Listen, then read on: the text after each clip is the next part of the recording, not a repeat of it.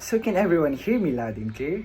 Okay, so good morning my dear tourists, or as we like to say it here in Kalinga, matago-tago takolusan. I am Christian and I'll be your tour guide for today's virtual tour. Please ensure that you have a strong internet connection before we begin our tour so that you can get the most out of it. If you have some questions or problems during our tour, please don't hesitate and let me know, okay?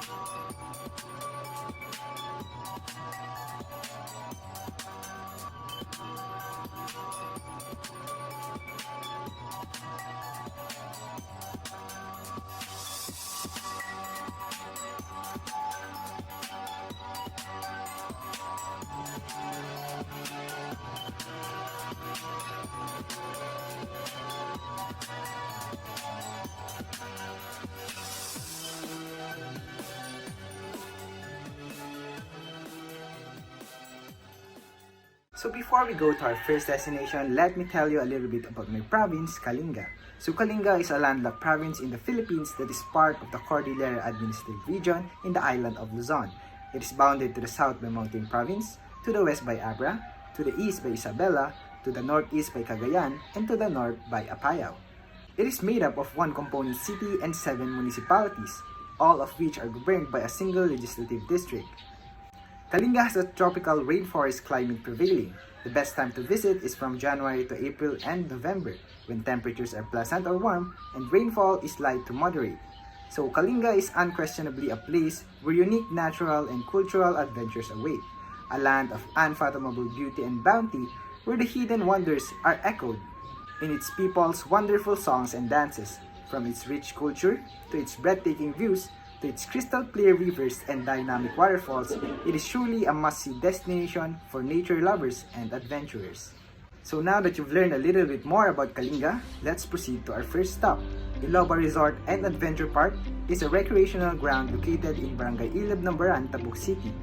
This is a place for all of ages to get away from it all and breathe in some fresh air while touring this amazing place. Fill your time with the various activities they offer, such as swimming or horseback riding. Take a deep breath and prepare to conquer your fears at their zipline and ATV track. Worry less and exercise more by trying their boating at Iloba Lake. Or try something extreme and knock off a few rounds and release stress at their firing range. Or, if you simply want to unwind, you can come here and be mesmerized with the views of mountain ranges and wide varieties of flowers and trees while sipping authentic Kalinga coffee. And to top it all off, enjoy a romantic evening with style and music at their function hall. For our next stop, we'll go to Barangay Lucog where the controversial Chico River Dam can be found. The Chico River Dam project was a proposed hydroelectric power generation project that was opposed due to its threat to the Kalinga people's residence, livelihood, and culture. The dam was expected to generate 1,000 megawatts of hydroelectric power, but it was also estimated that over tens and thousands of families would be displaced and billions of dollars worth in farmland would be lost. In May 1975, village elders and peacemakers from Kalinga and Buntok created the Bodong Federation Incorporated. Makliing Bulag, a respectable elder of the Butbut tribe, is one of the notable figures. He and the other leaders were offered bribes, harassed, and even imprisoned, but they remained steadfast in their opposition to the project. They contended that development should not be achieved at such a high cost. Makliing and the other Cordillera members initiated a series of tribal pacts which helped to cement unity and create a very broad community alliance. But on April 24, 1980, armed forces opened fire at Bulag's home, killing him instantly. The assassination of Makliing galvanized the Cordillera Mountains' various peoples against the proposed dam, prompting both the World Bank and the Marcos regime to abandon the project a few years later. Before we continue to our next destination, I'd like to introduce you to the Inandila, a traditional Kalinga dessert. The inandila is a must-have if you are celebrating an event in Kalinga. Always be an inandila served at a funeral, baptism, or a traditional ritual of some kind. It is the Kalinga's traditional dessert. It is a sticky and sweet delicacy made from the ground rice flour mixed with water to form a dough. This dough is then skillfully wrapped in a banana leaf and boiled. The coconut cream and sugar are used to make the sauce. In a pan, combine the coconut cream and sugar, stir it around, and remove the mixture from the heat once it has become oily. Peel off the banana wrapper in the dough, resulting in a rice cake in the shape of a tongue, hence the name inandila, which literally means like a tongue. Pour the coconut oil sugar mixture over the rice cake and pair it with hot Kalinga coffee. So if you ever decide to visit Kalinga and sample their delectable cuisines, don't forget to try our very own sticky rice cake, the inandila. I promise you won't be disappointed. So for our next stop, we'll go to Awichon Cultural Village, which is owned and developed by one of the NCAA's national living treasures, Sir Alonzo Saclag Sr. In 2018, Sir Alonzo was named National Living Treasure of the Performing Arts. He earned this title through his campaign to promote Kalinga culture, which included establishing the practice of wearing traditional clothing to important events and teaching Kalinga dances and contemporary music to children. Following this award, he continued his advocacy for culture, eventually establishing a village within his town to promote Kalinga culture to tourists. The village is located on a plateau in Barangay Dangoy, 7 kilometers from the town proper between Pasil and Lugbuagan. The NCAA designated it as the Kalinga Center for Culture and Arts in May 2008. But did you know that the area used to be a landing site of American forces during World War II? But now it was transformed into recreation of the Montañoso tribal communities with mini rice terraces, traditional octagonal houses, and an open theater at the center. Awichon Village is a place where you can learn about some of the Kalinga's traditional ways of life. It is one of the province's top attractions, with visitors able to spend the night in authentic Kalinga houses. Visitors are also treated to cultural performances that highlight the region's rich culture. The entrance fee is 50 pesos per person and the overnight stay fee is 500 per person, not including meals.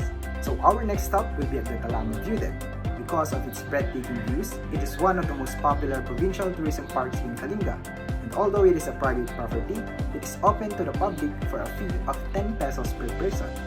This location is popular with tourists because from Talama, you can see the entire city of Cebu as well as the infamous Chico River Dam, along with hectares of coconut and mango plantations. It is so high up in here that this is the only area in the city proper where pine trees grow and thrive. Many come here in the mornings and afternoons to jog or ride their bikes. Many people also come here to have photo shoots, and others simply come to have a picnic or relax with their family and friends. So before we continue on our tour, let us first take a look at one of our local festivals, the Bodong Festival, which takes place in February, and it was previously known as the Unlalim Festival. The event was renamed Bodong in order to rekindle the time-honored custom and tradition of peacemaking through Bodong. Bodong is a traditional peacekeeping system practiced primarily by Kalinga tribes. It is a century-old practice of keeping peace between warring tribes by instituting a series of formalities and rites in accordance with Kalinga traditions. The main festival, scheduled from February 12 to 18, showcased dances, songs, and attires unique to the Kalinga tribes. It features an open-air bazaar, a float parade, a street dance parade, Kalinga tapestry show, a pageant, concerts, fairs, and many more. The Bodong Festival is worth celebrating because it is now being used to reunite tribes that had been separated by arbitrary administrative and social boundaries. So my dear tourists, I hope to see you soon to celebrate with us. Rice paddies carved into the sides of mountains are common in northern Luzon, including Kalinga. These terraces can be considered an engineering wonder, but the star of it all is the fruit of the locals' hard work. Kalinga offers some of the best rice varieties in the world. So you can see the Lobo rice terraces, which are set against a backdrop of towering mountains. The indigenous inhabitants' engineering skills are reflected in these terraces. They are most visible from September to December when the grains have ripened. Some hikers begin their journey here on their way to Mount Patukan, also known as Kalinga's Sleeping Beauty. Since I mentioned the Sleeping Beauty of Kalinga, also known as Sungang Viewpoint, here's a look at the majestic mountain. So the Sungang Viewpoint is one of the best places to visit here in Kalinga.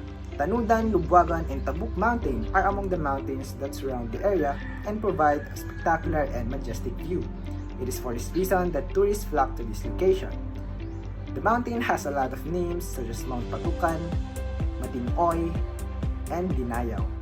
But Sleeping Beauty got its name from the shape of the northern ridge, which resembles a sleeping woman. The plot revolves around two lovers whose relationship ended tragically. Depending on which tribe tells the story, there are various versions, but all the stories have the same ending, in which the female character in the tale rested on the mountain in despair after the loss of her loved one, and she slept there forever. This is just a folk story and it is popular with older people living near in the mountain. This story is usually sung in the native ballad called Ulali. You will surely love the area. It is surrounded with a lush greenery and toned with the beautiful shades of nature. You will enjoy your stay here because it is very far from the city and it is a perfect place to ease away your stress. One thing you should not miss when visiting Kalinga is to get a tattoo from Apo Wangod, the last traditional artist of the Kalingas. This may not be an attraction per se, but an experience worth exploring. Apo Wangod is over 103 years old but still does an amazing job in tattooing. Being traditional and all, she only uses two bamboo sticks attached to each other with a calamansi thorn for a needle. She hammers on one end of the bamboo stick so that the calamansi thorn pierces the skin. It may hurt like crazy, but it will be worth it. After all, tattooing has been practiced for over 1,000 years, and Apo Wangod is the last known artist. In 2018, the NCAA bestowed the prestigious Dangal ng Haray Award on Wangod in Tabuk City. So for our next stop, we'll travel to Tulga Westing Lion, where we can see the Palana Falls and Hot Springs. Because these two are so close together, the Palana Falls and Hot Springs are quite unique. Combining the sensations of hot and cold mixtures, this is a one-of-a-kind attraction that will undoubtedly captivate you. Your visit to the Palana Falls and Hot Springs will allow you to enjoy the magnificent beauty of a waterfall as well as the tranquil water of a hot spring all in one location. It is most popular during the summer months, where the water from the falls is crystal clear and cool, making it both refreshing and soothing. This is a really nice place that caters to anyone looking for some simple relaxation. It is estimated to be more than 300 feet tall, and the area is surrounded by various plants and trees that provide fresh air. The area around the falls is spectacular and scenic. When light reflects off the spraying water, it creates a rainbow. The area is very large and wide, and it can accommodate a large number of visitors. It is ideal for picnic, swimming, and photo shoots. Before we proceed to our final destination, I'd like to introduce you to a local dish here in Kalinga called the Binungor. It's an original spicy Kalinga exotic delicacy that has gained popularity in our province and surrounding areas as a result of the province's booming tourism. This is a rustic dish that will not only satisfy your appetite for food adventure and pique your interest in native Filipinos' exotic delicacies, but it will also put your tolerance for hot and spicy food to the test. It's primarily composed of local edible mollusks such as the agulong and pisakol, rich with legumes such as pigeon peas or green beans, leafy vegetables such as squash, local mushrooms, eggplants, string beans, bamboo shoots, banana blossoms, and the most important ingredient of all, the native chilies. So our final destination will be at Pulo Lake. It is located at Barangay Pulo, Tabuk City, Kalinga, where it is a home to an array of wildlife such as water buffaloes and birds.